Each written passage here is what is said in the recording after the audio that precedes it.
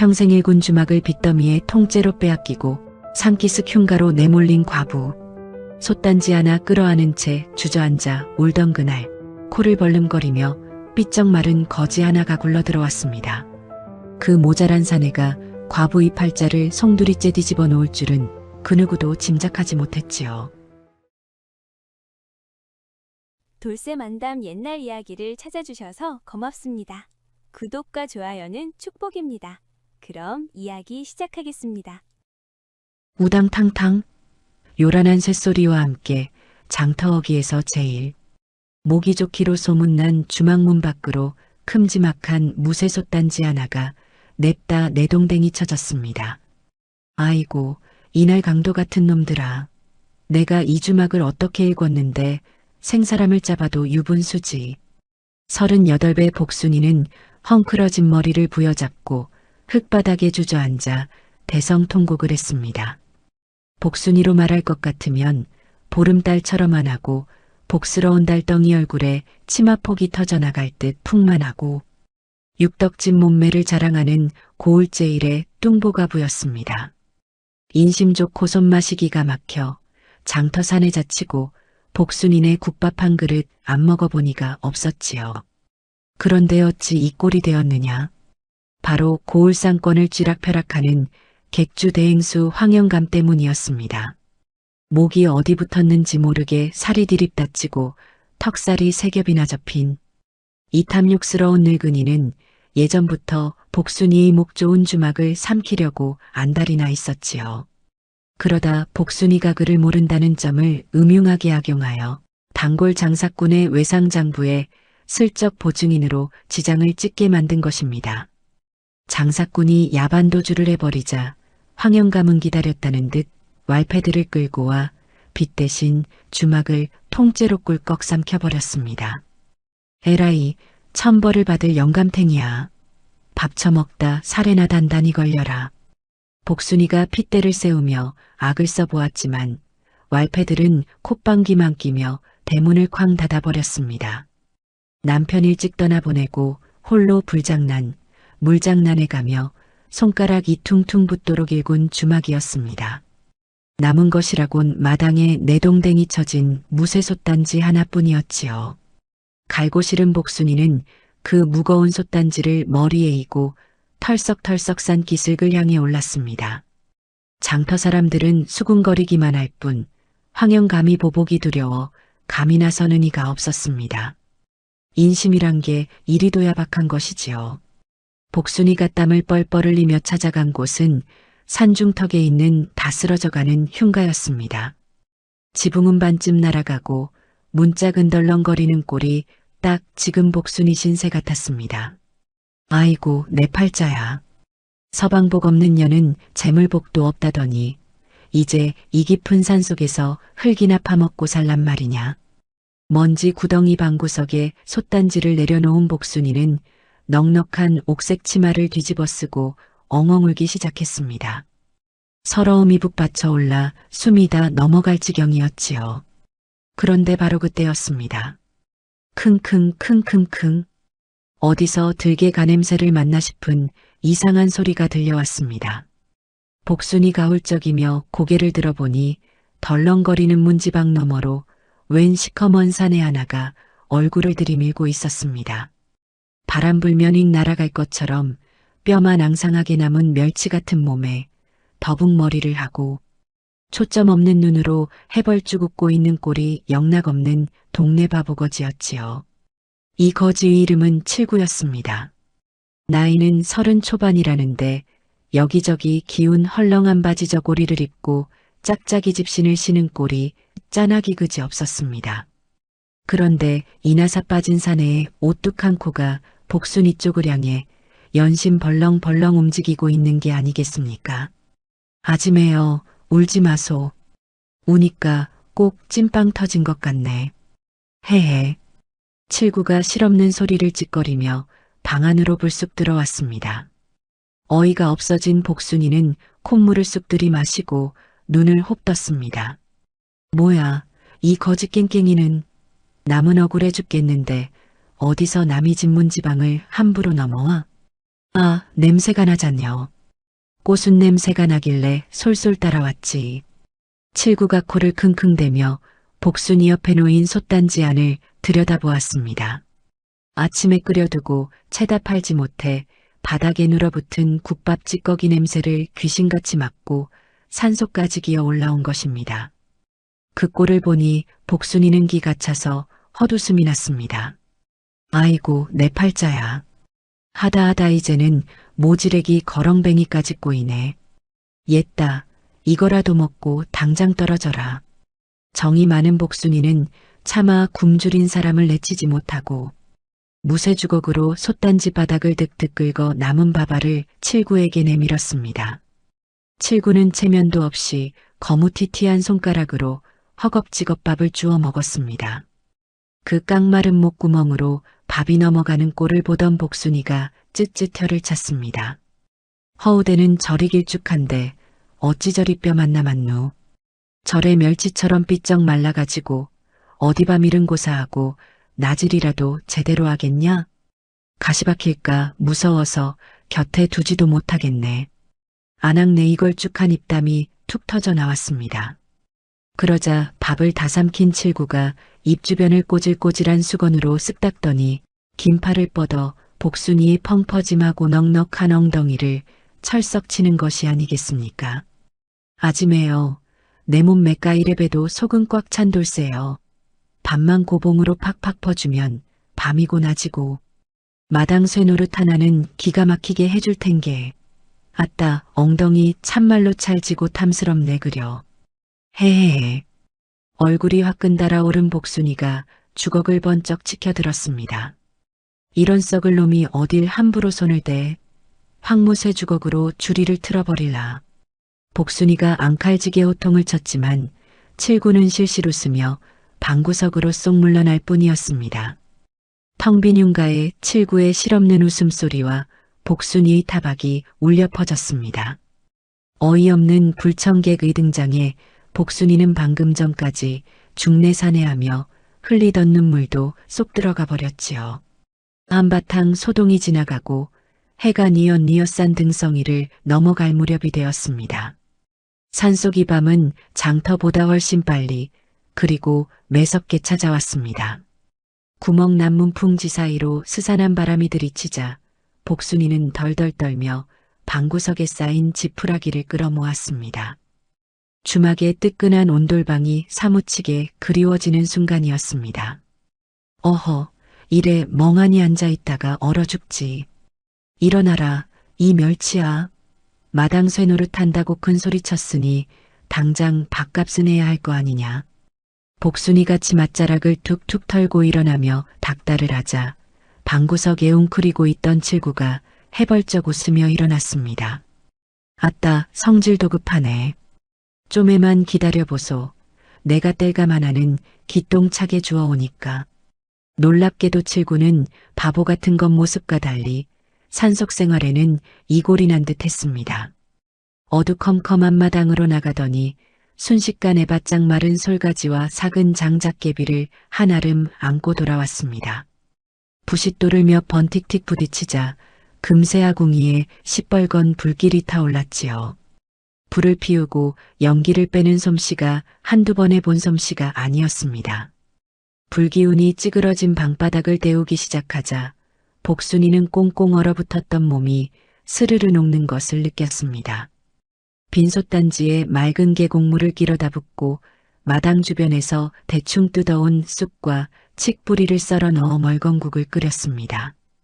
비록 쌀 한 톨 없는 풀대죽이었지만 복순이 특유의 찰진 손맛이 더해지니 제법 구수한 냄새가 흉가 안에 진동했습니다. 자, 마저 먹어라. 내일 아침 해 뜨면 짐 싸서 내려가야 하니 오늘 밤은 여기서 몸이나 녹여. 복순이가 이가 빠진 사발의 국을 담아 내밀자 칠구는 또다시 코를 벌렁거리며 뜨거운 국물을 후루룩 들이켰습니다. 그 맹하게 오물거리는 입술이로 바보 같지만 묘하게 따뜻한 미소가 번져 있었지요. 장터에서 모든 것을 잃고 산속으로 쫓겨난 처절한 첫날 밤.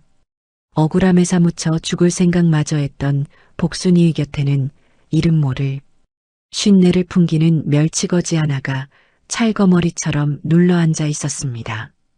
타닥타닥 타들어가는 장작불 소리만이 두 사람이 기이한 인연을 비추고 있었습니다.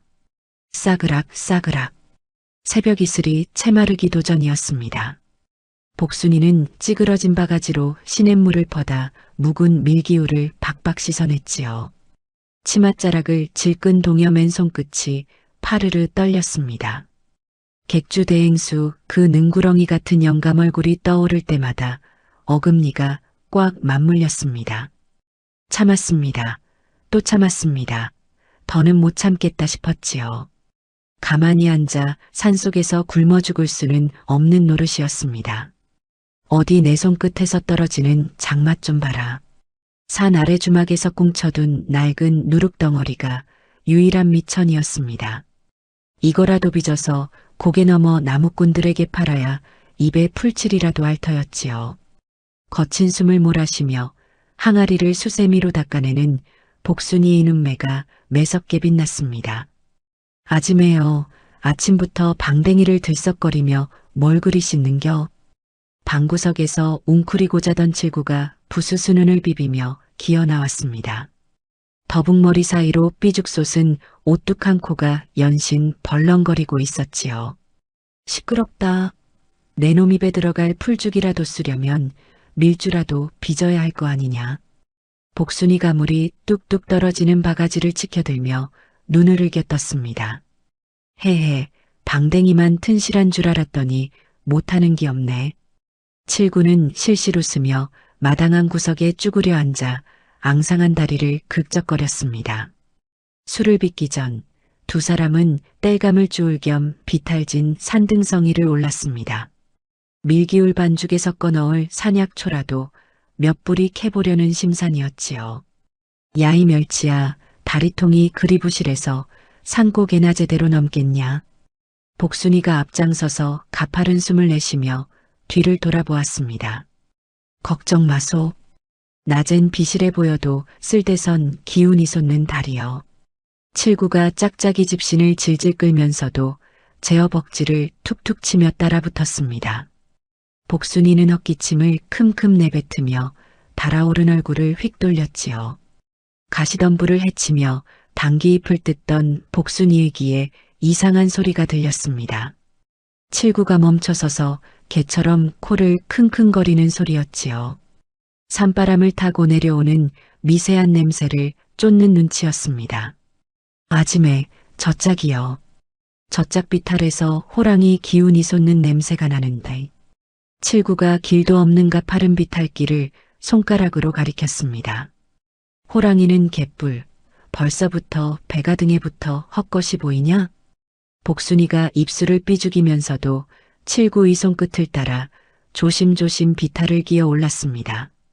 놀랍게도 그곳에는 사람 손이 닿지 않은 묵은 칡과 향이 짙은 산더덕이 무더기로 널려 있었습니다. 이것 참 나사 빠진 놈인 줄 알았더니 영락없는 보물단지네. 이마에 맺힌 땀을 훔치며 복순이가 치맛자락에 가득 찬 약초를 내려다보았습니다. 캤습니다. 또 캤습니다. 기어코 다 캤습니다. 칠구이 코가 멈추는 곳마다 신통방통하게도 귀한 풀뿌리가 쏟아져 나왔지요. 이 귀한 산약초를 푹 달인 물로 밀기울을 반죽했으니 평범한 탁주가 나올 리가 만무했습니다. 복순이는 찐반죽의 누룩을 훌훌 비벼 항아리에 꾹꾹 눌러 담았습니다. 집더미를 푹신하게 깔고 그 위에 이불을 덮어 방안 아랫목에 고이 모셨지요. 술이 익어가는 사나흘 동안 칠구 이행동거지가 영 수상해졌습니다. 평소에는 실없이 해벌쭉 웃고만 다니더니 술도 근처만 가면 맹수처럼 눈빛이 달라졌습니다. 킁킁. 아직 아니요. 칠구가 항아리 곁을 빙빙 돌며 코를 뚜껑 가까이 들이밀었습니다.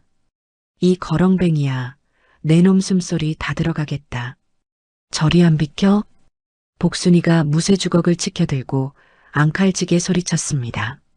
아직 쉰내가 나잖여. 덜 익은 풋사과 냄새가 나면 뚜껑 열면 안 되는겨. 칠구는 주걱을 피하지도 않고 진지한 얼굴로 항아리를 쓰다듬었습니다. 이 바보거지는 묻는 말에는 엉뚱한 소리를 하면서도 술 익는 냄새 하나는 기가 막히게 짚어냈습니다. 어제는 시큼한 냄새가 난다더니 오늘은 단내가 부족하다며 알쏭달쏭한 소리를 중얼거렸지요. 한 번에 말해주지 않고 찬빛에서 머리카락 떨어지듯 찔끔찔끔 힌트를 흘렸습니다. 내놈 코는 안악내 덮버섯 냄새보다 술 냄새를 더 잘 맡네 그려. 복순이가 방바닥을 걸레질하며 툭 내뱉었습니다. 아따, 버섯 냄새가 대수여. 밤새 후끈하게 달아오르는 건 아지 매넉넉한 인심이나 내 속기운이나 매한가지지. 헤헤. 칠구가 꼬질꼬질한 수건으로 코를 닦으며 넉살을 부렸습니다. 이 썩을 놈이 주둥이 만살아서 확 가마솥에 넣고 삶아버릴라. 복순이의 타박에도 흉가 안에는 모처럼 사람 사는 훈풍이 돌았습니다. 닷새째 되던 날 한밤중이었습니다. 5, 6월 설이 맞은 것처럼 스산한 산바람이 문풍지를 거칠게 때렸지요. 복순이는 뒤척이며 좀처럼 잠을 이루지 못했습니다. 당장 발등에 불이 떨어진 처지라 내일 아침에는 무조건 독을 열어 장터에 내다 팔 작정이었습니다. 지금이요. 어둠 속에서 갑자기 칠구가 펄쩍 뛰어 올랐습니다. 아이고 깜짝이야. 도깨비라도 들어왔냐? 복순이가 놀라 가슴을 쓸어내리며 이부자리를 박차고 일어났습니다. 칠구는 이미 항아리 앞에 납작 엎드려 있었습니다. 평소에 맹한 눈빛은 온데간데 없고 콧볼이 무섭게 벌렁거렸지요. 그의 메마른 두 손이 항아리 뚜껑을 단단히 움켜쥐었습니다. 아지매, 지금 당장 열어야 혀. 냄새가 꽉 찼어. 칠구 가슴을 헐떡이며 뚜껑을 확 열어 젖혔습니다. 순간 퀴퀴하던 흉가 방안의 공기가 확 달라졌습니다. 시큼털털한 냄새는 온데간데 없고 뱃속 깊은 곳까지 찌르르 울리는 달큰하고 아찔한 향기가 훅 끼쳤지요. 백년 묵은 꽃향기 같기도 하고 잘 익은 과수원 냄새 같기도 한 기막힌 향이었습니다. 싸구려 밀기울 몇 줌으로 빚은 술에서 어찌 이리 혼을 쏙 빼놓는 향이 난단 말이냐. 복순이는 홀린 듯 바가지를 들어 항아리 속을 조심스레 휘저었습니다. 뽀글뽀글 거품이 일어나는 뽀얀 액체를 한 모금 떠서 덜덜 떨리는 입술에 가져갔지요. 혀끝에 닿는 순간이었습니다. 털썩? 복순이는 방바닥에 주저앉고 말았습니다. 어떠? 내 코가 기가 막히지? 칠구가 콧대를 으쓱 치켜 세우며 의기양양하게 내려다보았습니다. 복순이는 멍한 얼굴로 빈바가지만 뚫어지게 바라보았습니다. 단전에서부터 뜨거운 기운이 훅 달아오르며 온몸이 잔털이 쭉 뼈서는 기분이었지요. 다리에 힘이 쫙 풀려버렸습니다.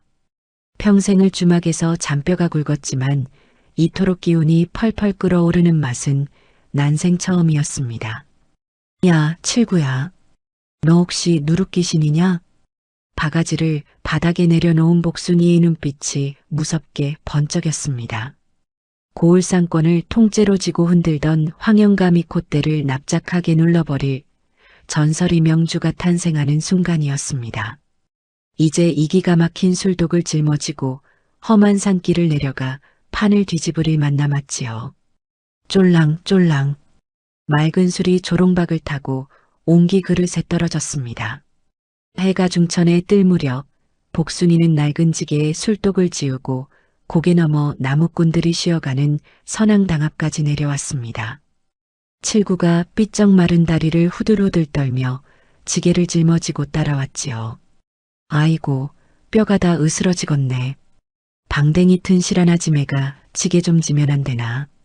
칠구가 지게를 내려놓으며 이마에 맺힌 땀을 꼬질꼬질한 소매로 닦아냈습니다.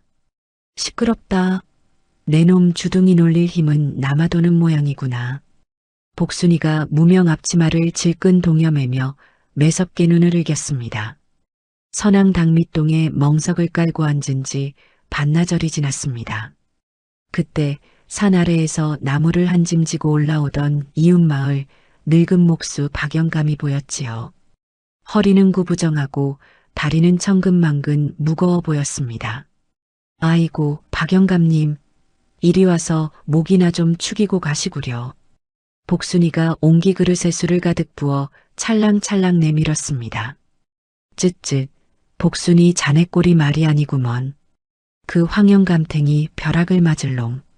박영감이 거친 손으로 그릇을 받아들며 안타깝게 혀를 찼습니다. 박영감이 단숨에 벌컥벌컥 술을 들이켰습니다. 꿀꺽, 꿀꺽 소리가 고요한 산길에 울려 퍼졌지요. 그릇을 입에서 뗀 박영감이 두 눈이 화들짝 커졌습니다. 아니, 이게 무슨 술이요? 시큼한 탁주가 아니라 달큼하고 찌르르한 것이. 박영감이 입술에 묻은 술방울을 핥아먹으며 빈 그릇을 뚫어지게 바라보았습니다. 그냥 산풀 몇 개 주워 다다린 거요. 입에 맞으시면 다행이고. 복순이가 딴청을 피우며 치맛자락이 흙먼지를 툭툭 털어냈습니다. 크어, 뱃속에서 불길이 확 솟구치는구먼. 다리에 힘이 팍팍 도네 그려. 박영감이 갑자기 지게를 번쩍 들어 올리며 발을 쿵쿵 굴렀습니다. 아까 이 굽은 허리는 온데간데 없고 꼿꼿해진 채로 콧노래를 부르며 산을 내려갔지요. 그 뒷모습을 보던 복순이와 칠구는 서로 얼굴만 멀뚱멀뚱 쳐다보았습니다. 다음 날 아침이었습니다. 흉가마당에 아직 안개가 자욱한데 누군가 살인문을 부술 듯이 두드렸습니다. 복순아, 주모 어딨어? 박영감이 헐떡이는 숨을 내쉬며 마당으로 뛰어들어왔습니다. 아이고 깜짝이야. 새벽부터 남의 집 대문은 왜다 부수고 난리요? 복순이가 놀라 부직갱이를 든 채로 방문을 벌컥 열어 젖혔습니다. 이 사람아, 그 술, 어제 그 술 당장 한 항아리 다 내오소. 박영감이 불끈 쥔 주먹을 허공에 휘두르며 소리쳤습니다. 얼굴에 화색이 돌고 눈빛이 굼주린 호랑이처럼 번쩍거렸지요. 아니, 술이 떡이 되도록 마시려고 아침부터 생떼요? 복순이가 어이가 없어 코웃음을 쳤습니다. 생떼라니, 우리 집 늙은 마누라가 오늘 아침에나 보고 오라버니라 불렀다네. 10년 만에 안방 문턱이 달아 없어질 뻔했어. 박영감이 껄껄 웃으며 허리춤에서 묵직한 엽전 꾸러미를 꺼내 마당에 툭 던졌습니다. 방 안에서 그 소리를 듣던 칠구가 더벅 머리를 극적이며 엉금엉금 기어 나왔습니다. 아따, 영감님. 밤새 장작을 얼마나 팼길래 무릎이 닦아졌소. 낄낄. 칠구가 영감이의 진 바짓가랑이를 가리키며 실없이 웃었습니다. 이놈아, 장작이 문제냐? 내가 오늘부터 온 동네 나무는 다 베어올 참이다. 박영감이 칠구 이양상한 어깨를 철썩 치고는 남은 술독을 통째로 지게에 실어 콧노래를 부르며 사라졌지요. 아이고, 우리 칠구 개코가 아주 요물을 빚어냈구나. 무서운 요물이야. 복순이는 마당에 떨어진 엽전 꾸러미를 품에 안고 털썩 주저앉았습니다. 다리에 힘이 쫙 빠져나가는 기분이었지요. 소문은 발없는 말처럼 순식간에 고울을 휩쓸었습니다. 며칠 지나지 않아 산기슭 다 쓰러져가는 흉가 앞으로 사내들이 구름대처럼 몰려들었지요. 지팡이를 짚고 온 꼬부랑 노인부터 갓쓴 양반들까지 체면도 버리고 산길에 줄을 섰습니다. 여기 호랑이 기운 솟는 술 한 사발 주소. 마당 평상에 걸터 앉은 사내들이 침을 꼴깍 삼키며 아우성을 쳤습니다. 줄을 서시오, 줄을. 돈 낸 순서대로 퍼줄 테니 엉덩이들 딱 붙이고 앉아 계시구려. 복순이가 커다란 옹기독을 안고 땀을 뻘뻘 흘리며 쉴 새 없이 바가지를 펐습니다. 팔았습니다. 또 팔았습니다. 쉴 새 없이 팠습니다. 항아리가 바닥을 보일 때쯤이면 칠구가 잽싸게 비탈길을 뛰어올라 산더덕을 한아름 캐왔지요. 누룩 띄우는 솜씨 하나는 기가 막혀서 칠구가 지금이요. 하고 소리칠 때마다 천하 이명주가 쏟아져 나왔습니다. 아짐에 돈자루가 터지겄어. 이참에 나 새바지 하나 지어주면 안 되나? 칠구가 숯검정이 묻은 얼굴로 해벌쩍 웃으며 복순이 옆구리를 쿡 찔렀습니다. 오냐, 이 복덩이 멸치야. 내가 비단옷으로 다가 짝 뽑아주마. 복순이가 엽전이 가득 찬 전대를 쓰다듬으며 시원하게 웃어 젖혔습니다. 모처럼 두 사람이 얼굴에 기름기가 반들반들 돌았지요. 하지만 세상의 비밀은 없고 배 아픈 자는 반드시 냄새를 맡는 법이었습니다. 장터객주의 팔이 가날리자 심술이 단단히 난 황영감이 하수인들이 산깃을 걸어 슬렁거리기 시작했지요. 고을의 알짜배기 돈줄을 다 빼앗긴 대행수의 눈가에 도끼가 서서히 차오르고 있었습니다. 횡횡. 장터 한복판, 고을에서 제일 크다는 황영감이 객주 앞마당에 가을 낙엽만 쓸쓸하게 굴러다녔습니다. 평소 같으면 낮술을 걸치는 사내들로 북적여야 할 주막이 무덤처럼 고요했지요.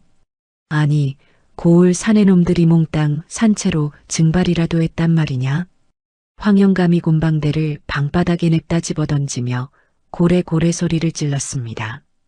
턱 밑으로 세겹이나 접힌 살덩이가 화를 주체하지 못해 부들부들 떨렸지요. 저기 영감 어른. 그게 말입죠.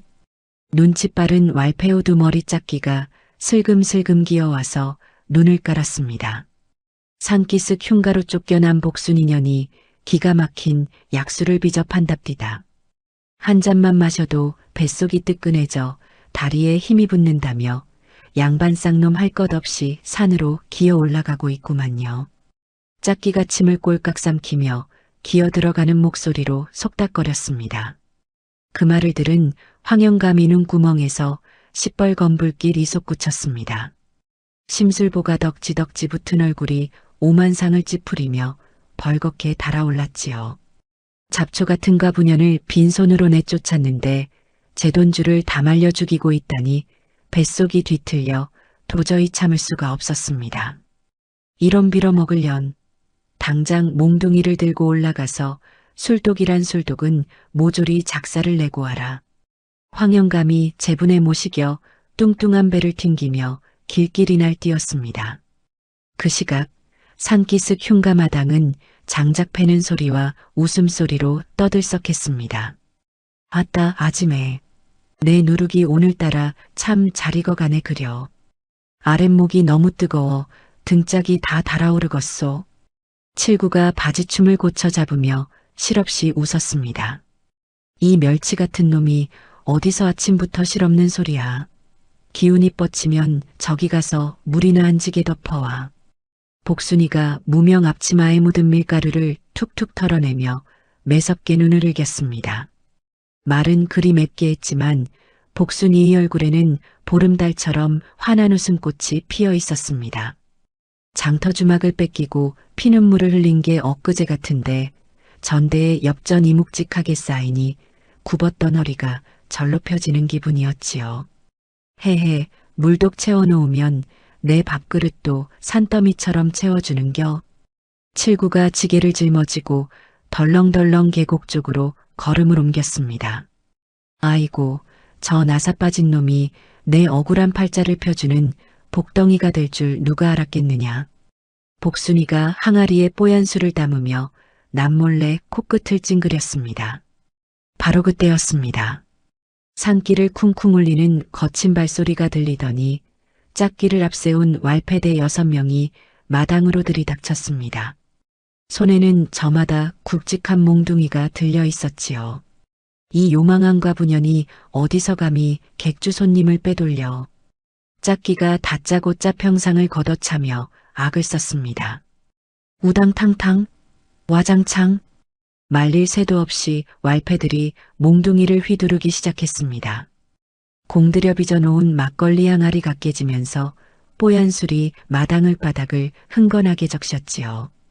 깨졌습니다. 또 깨졌습니다. 사정없이 박살이 났습니다. 피땀으로 빚은 술이 흙탕물에 섞이는 꼴을 보자 복순이의 눈에서 시퍼런 불꽃이 튀었습니다.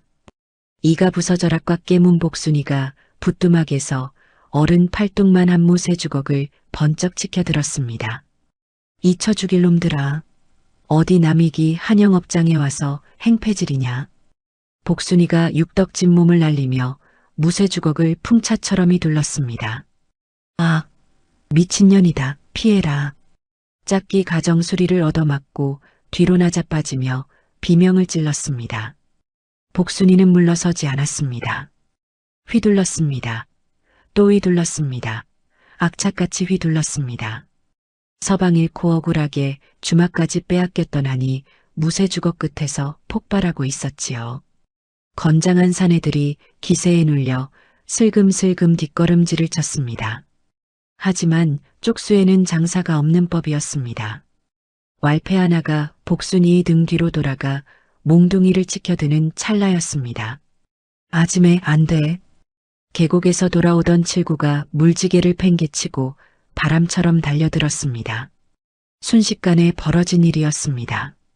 칠구가 앙상한 몸을 날려 복순이 대신 몽둥이를 맞으려나 싶었는데 녀석이 몸이 양한 곳은 복순이가 아니라 아랫목에 모셔둔 옹기단지였습니다.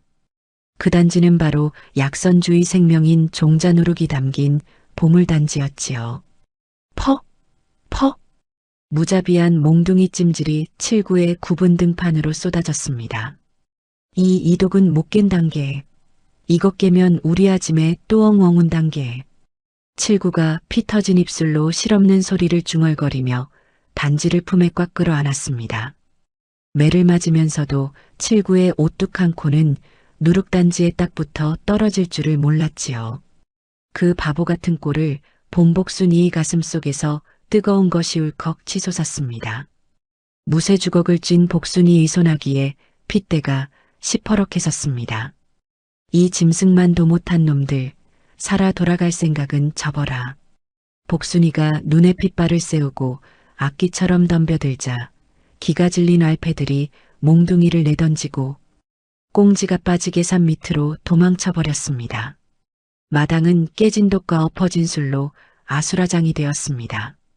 복순이는 주걱을 내동댕이 치고 피투성이가 된 칠구 곁으로 털썩 주저앉았습니다. 치맛자락이 흙탕물에 젖는 것도 모른 채 덜덜 떨리는 손으로 칠구의 얼굴을 쓰다듬었지요. 이 바보천치야. 피가 철철 나는데 항아리가 대수냐. 복순이가 치마를 찢어내며 목청을 높였습니다. 헤헤. 그래도 냄새는 기가 막히게 살아있자녀. 나 잘했지?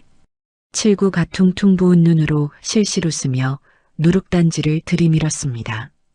복순이는 대답 대신 칠구의 더벅 머리를 덥석 안고 뜨거운 숨을 삼켰습니다.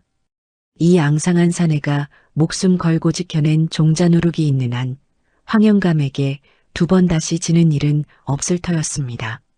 산비탈을 굴러 내려간 짝기일 땅에게 소식을 전해 들은 황영감은 어두컴컴한 창고 구석에서 시퍼렇게 독이 오른 수상한 가루 한 줌을 꺼내들며 서늘한 미소를 짓고 있었습니다. 스멀스멀 보글보글 장터 구석진 창고 안에서 지독하고 메스꺼운 냄새가 피어올랐습니다.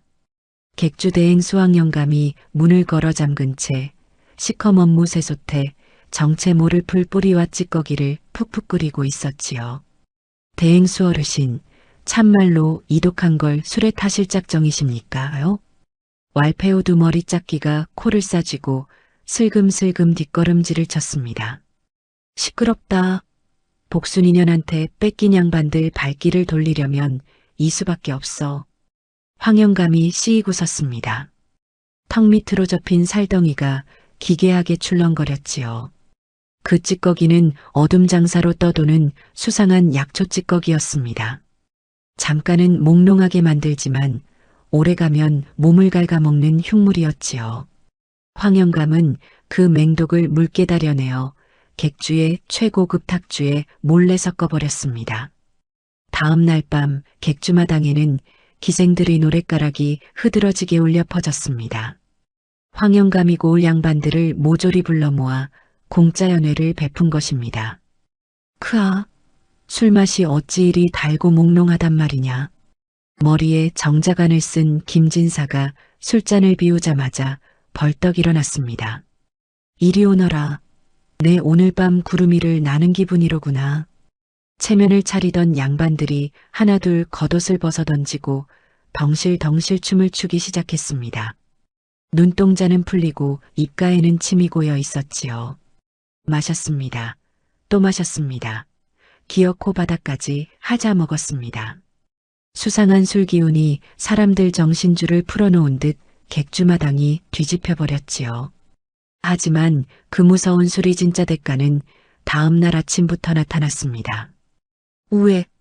왜? 고을 곳곳에 으리으리한 기와집마다 괴로워하는 헛구역질과 신음이 밤낮으로 새어 나왔습니다. 전날 밤술을 퍼마신 양반들이 눈밑 직행하게 파인 채 방바닥을 뒹굴었지요. 속이 뒤틀리고 뼈마디가 쑤시는 고통에 비명을 찔렀습니다. 그런데 도해가 지면 귀신에 홀린 듯 다시 황영감 내객주로 기어나갔습니다. 영감, 그 술, 그 몽롱한 술 한 사발만 더 내어주시오. 김진사가 덜덜 떨리는 손으로 황영감의 바짓가랑이를 붙잡았습니다. 아이고, 진사어른. 그 귀한 술이 어디 공짜겠습니까 하여. 황영감이 비단 두루마기를 툭툭 털며 금두꺼비 같은 손을 쑥 내밀었습니다.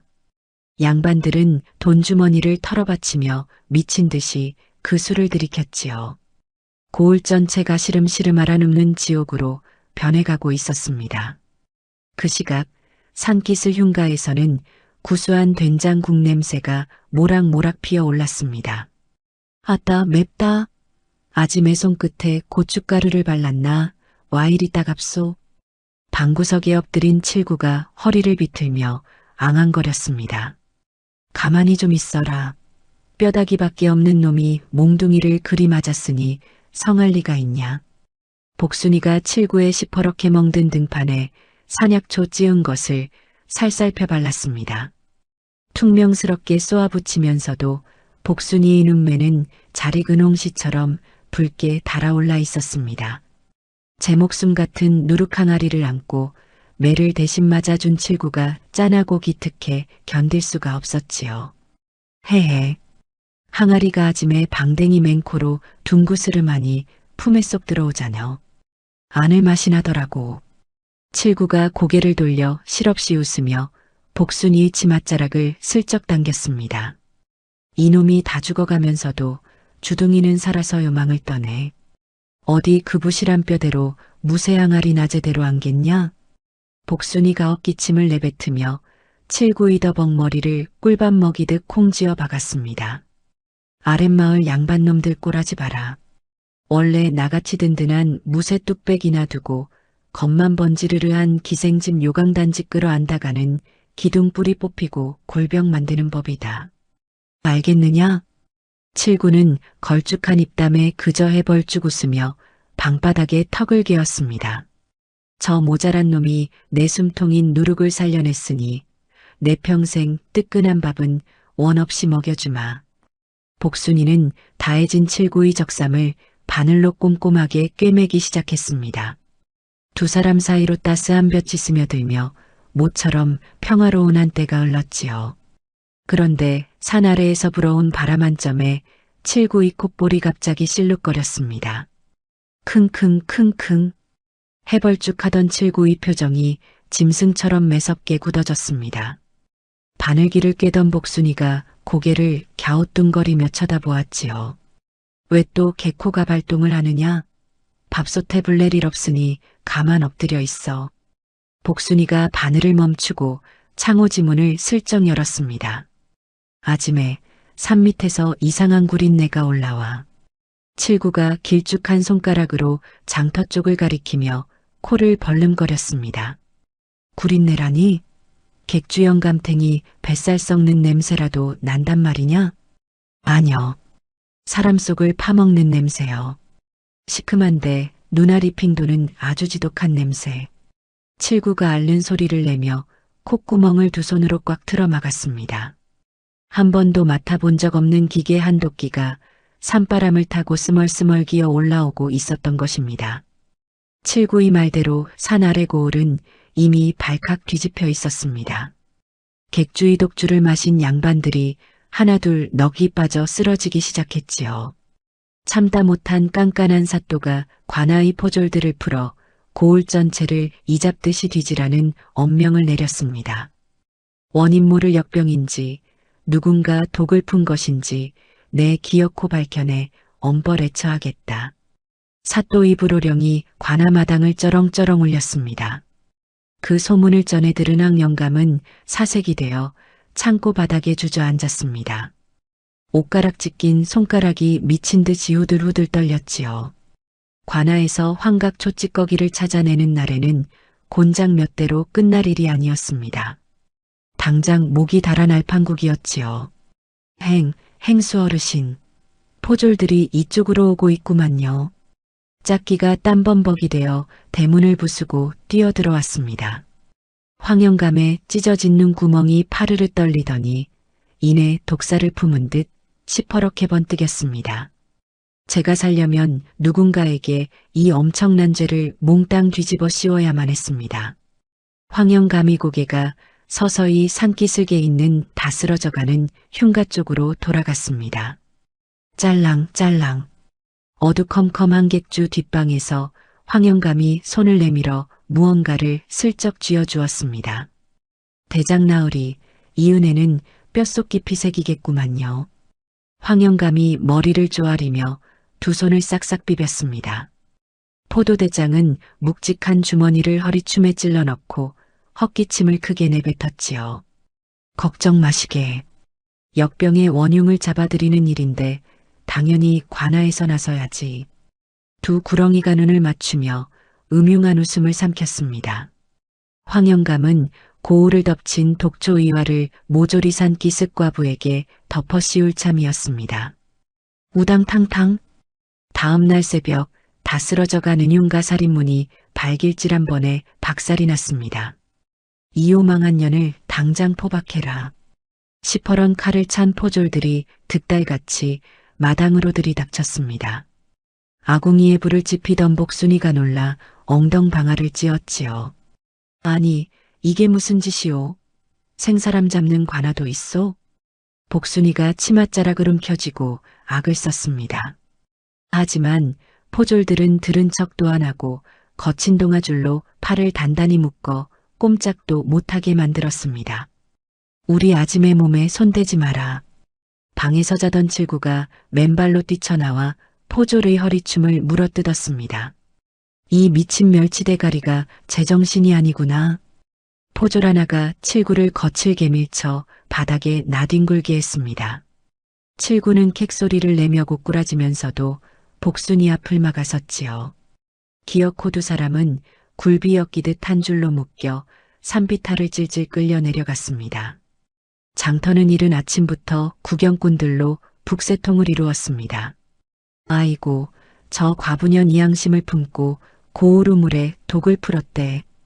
독한 년, 술독에 빠져 죽어도 시원찮을 년. 어제까지 복순이네 약 선주를 먹고 호랑이 기운이 솟는다며 굽실거리던 사내들이었습니다. 그 입에서 5, 6월 설이 맞은 것보다 더 차가운 욕설이 날아왔지요. 복순이의 턱 관절이 부서져라 맞물렸습니다. 입술을 꽉 깨물어 입안에서 쓴맛이 났지요. 발등에 불이 떨어진 양반놈들이 제 목숨 살겠다고 힘없는 과부를 향해 손가락질을 해대는 꼴이었습니다. 내가 이 더러운 꼴을 보려고 밤잠 설쳐가며 그 귀한 술을 빚었단 말이냐. 치맛자락은 흙투성이가 되고 집시는 벗겨져 발바닥에서 피가 흘렀지만 복순이는 고개를 꼿꼿하게 쳐들었습니다. 꿀려라. 관아마당에 쩌렁쩌렁한 우통이 울려 퍼졌습니다. 대청마루에는 군살 하나 없이 꼿꼿한 사또가 매서운 눈으로 두 사람을 내려다보고 있었지요. 그 옆에는 비단두루마기를 걸친 황영감이 눈물을 훔치는 척 연기를 하고 있었습니다. 사또 나으리, 저 독한 과부가 주막을 뺏긴 앙심을 품고 소인의객 주술통에 몰래 독초를 풀었구만요. 우리 불쌍한 손님들이 다 죽어나 자빠졌습니다요. 황영감이 바닥에 엎드려 뚱뚱한 배를 출렁거리며 대성통곡을 했습니다. 내인년, 고을 백성들이 목숨을 가지고 장난을 치다니 사형을 당해도 할 말이 없을 것이다. 사또가 분노로 형장 책상을 콱 내리쳤습니다. 복순이의 두 눈에서 시퍼런 불꽃이 튀었습니다. 입을 열려 했으나 곁에 선 포졸이 무릎 뒤를 걷어차는 바람에 억소리와 함께 고꾸라지고 말았지요. 이대로 꼼짝없이 큰 화를 당할 판국이었습니다. 사방에서 슬퍼런 칼날이 번뜩이고 숨소리조차 내기 힘든 무거운 정적이 흘렀습니다. 바로 그때였습니다. 아침에 옆에 묶여있던 칠구가 불쑥 고개를 들이밀었습니다. 왜 부르냐? 너라도 살방도를 찾을 테니 입국 다물고 있어. 복순이가 눈물 이핑 도는 것을 참으며 앙칼지게 속삭였습니다.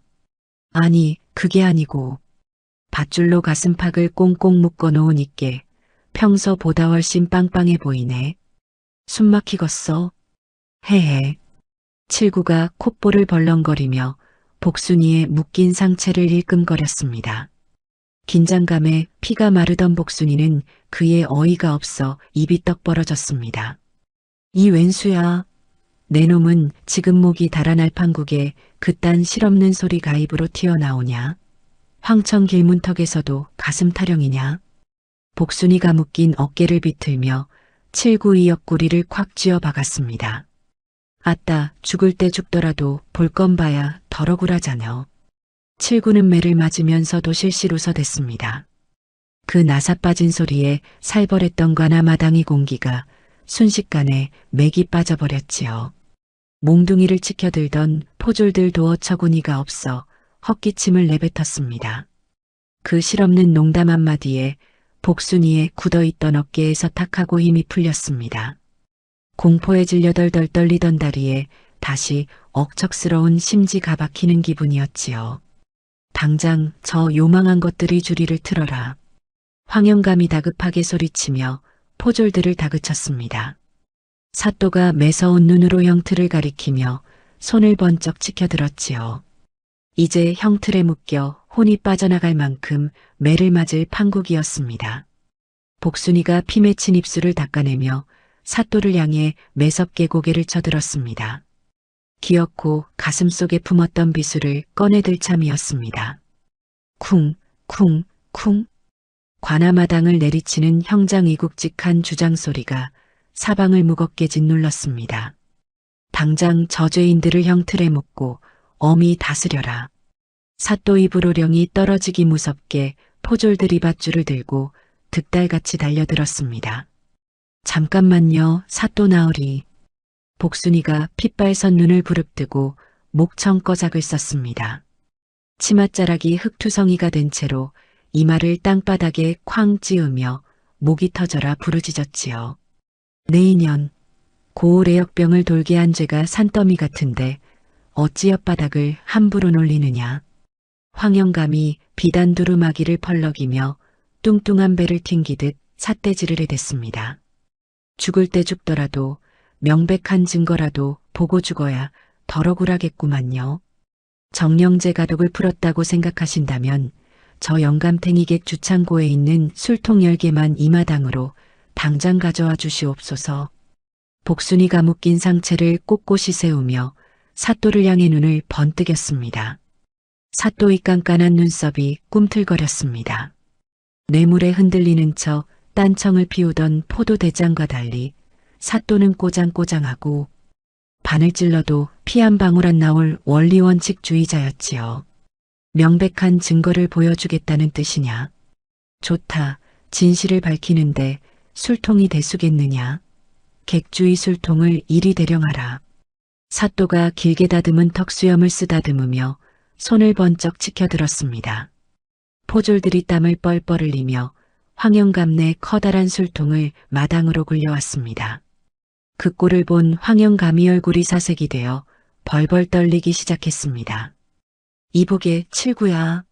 내 놈 그 귀신 같은 게 코 좀 써보자. 복순이가 포승줄이 느슨해진 칠구의 엉덩이를 집신발로 툭 찼습니다. 아따, 냄새 한번 더럽게 고약하네. 내 석 달을 안 빤 속적삼에서도 이런 썩은 내는 안 난 단계. 칠구가 코를 두 손으로 틀어쥐고 과장되게 오만상을 팍 썼습니다. 숨을 죽이고 구경하던 백성들 사이에서 크크거리는 웃음소리가 터져 나왔지요. 실없는 소리 말고 바닥을 박박 긁어내라. 복순이가 품속에 챙겨두었던 무쇠주걱을 마당에 툭 던져주며 호통을 쳤습니다. 칠구가 길쭉하고 앙상한 상체를 술통 안으로 쑥 집어넣었습니다. 득득 무언가 긁어내는 소리가 관아마당에 기괴하게 울려 퍼졌지요.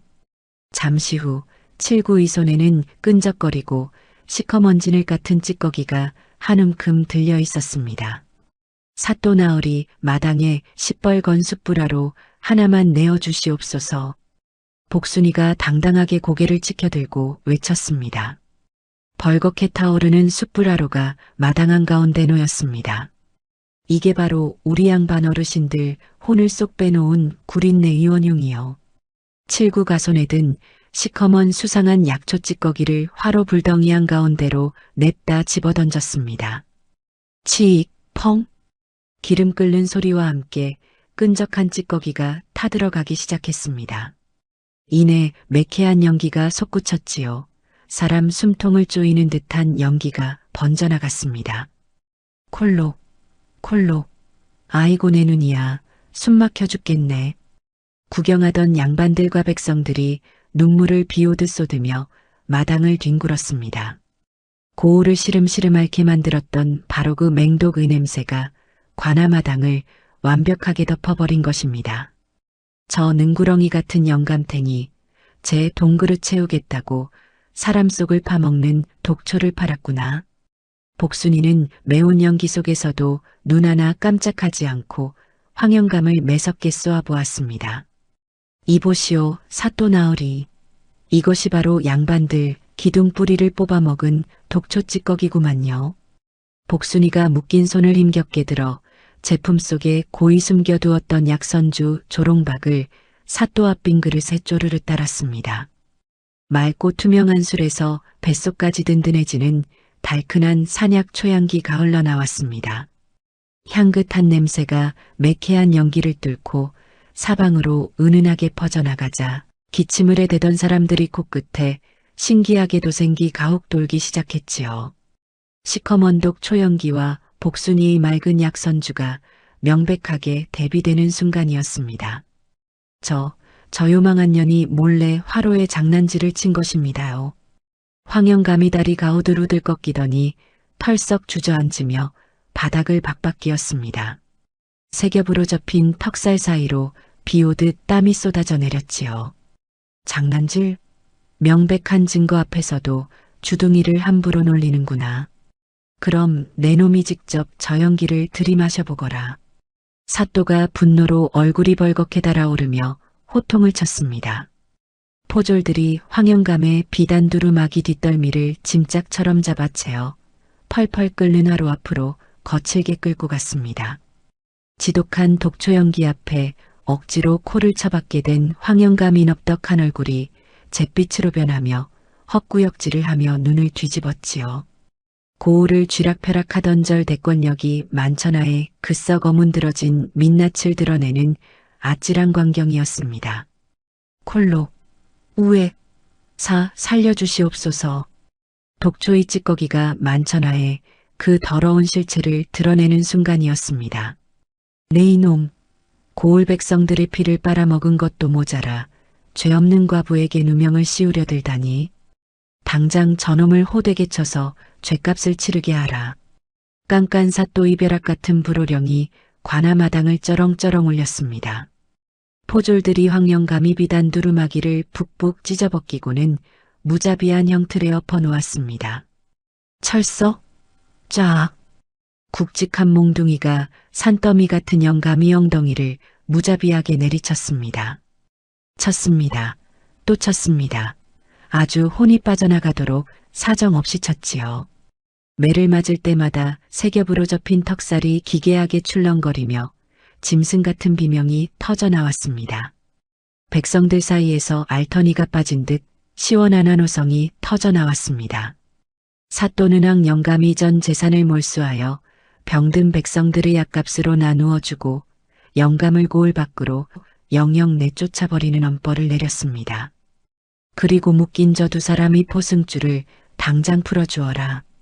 사또이 말이 떨어지기 무섭게 포졸들이 복순이와 칠구이 밧줄을 싹둑 끊어냈습니다.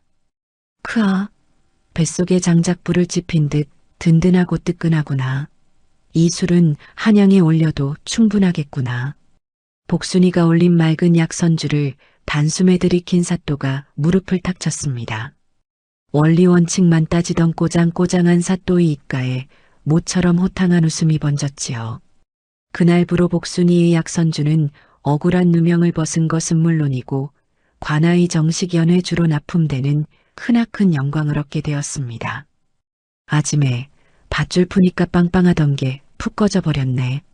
아깝구로. 헤헤. 손목을 주무르던 칠구가 복순이의 넉넉한 가슴팍을 힐끔거리며 실없이 웃었습니다. 이웬수야. 내 놈은 사또 나으리 앞에서도 그놈이 주둥이 가시지를 않는구나. 복순이가 눈을 흘기면서도 묶여있던 칠구 이 양상한 팔뚝을 재치맛자락으로 쌀뜰하게 닦아주었습니다. 그로부터 딱 한 달 뒤였습니다. 장터한 복판, 예전에 황영감이 쥐고 흔들던 객주자리보다 더 으리으리하 고목 좋은 곳에 커다란 기와집 주막이 새로 문을 열었습니다. 문 앞에는 복덩이 뚝배기 주막이라는 큼지막한 현판이 떡하니 걸려 있었지요. 자자, 줄을 서시오. 우리 총 지배인 코끝에서 허락 안 떨어진 술은 한 방울도 못 나갑니다요. 머리에 윤기가 자르르 흐르는 비녀를 꽂고 화사한 명주치마를 입은 복순이가 평상에 앉아 호통을 쳤습니다. 그녀의 곁에는 다해진 집신 대신 빳빳한 가죽신을 신고 번쩍거리는 푸른 비단옷을 쫙 빼입은 칠구가 서 있었지요.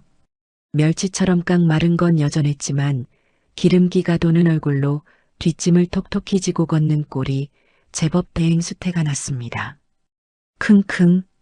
아짐에 저짝 세 번째 항아리 지금 열어. 냄새가 꽉 찼단 게. 칠구가 콧볼을 실룩거리며 손가락을 튕기자 장터산 애들이 환호성을 지르며 엽전 꾸러미를 평상 위로 쏟아냈습니다. 아이고, 솥단지 하나 들고 쫓겨났던 내 팔자에 호박이 넝쿨째 굴러 들어왔구나. 전하사 빠진 놈이 하늘이 내려준 내 서방일 줄 누가 알았겠느냐. 복순이는 산더미처럼 쌓이는 엽전을 자루에 쓸어 담으며 옥굿을 굴러가듯 청아한 웃음을 터뜨렸습니다. 입꼬리 각이 밑까지 걸려 내려올 줄을 몰랐지요. 어느덧 해가 뉘엿뉘엿지고 장터의 구수한 국밥 냄새와 달큰한 술 냄새만이 은은하게 깔리는 밤이 되었습니다. 장작불이 따스하게 지펴진 안방 아랫목에서 복순이가 전대를 풀며 돈을 세고 있었지요. 야, 칠구야. 이리 좀 와서 앉아보거라. 복순이가 눈웃음을 살살 치며 방바닥을 손바닥으로 툭툭 쳤습니다. 왜 부르는겨? 나 올물지게 10번이나 져서 허리가 다 끊어지겄어. 칠구가 길쭉한 팔 다리를 오징어처럼 흐느적거리며 복순이 옆으로 엉금엉금 다가왔습니다. 복순이가 칠구의 번쩍이는 비단옷깃을 슬쩍 잡아당기며 귓가에 입을 바짝 댔습니다. 내 놈 누룩 부풀리는 재주 하나는 천하제일 아니냐. 돈자루도 이리 통통하게 부풀려 놓았으니 이제 내 속도 좀 달래줄 테냐? 육덕진 복순이의 몸에서 풍기는 아찔한 분내와 걸쭉한 농담에 칠구의 오뚝한 코가 사정없이 벌렁거렸습니다.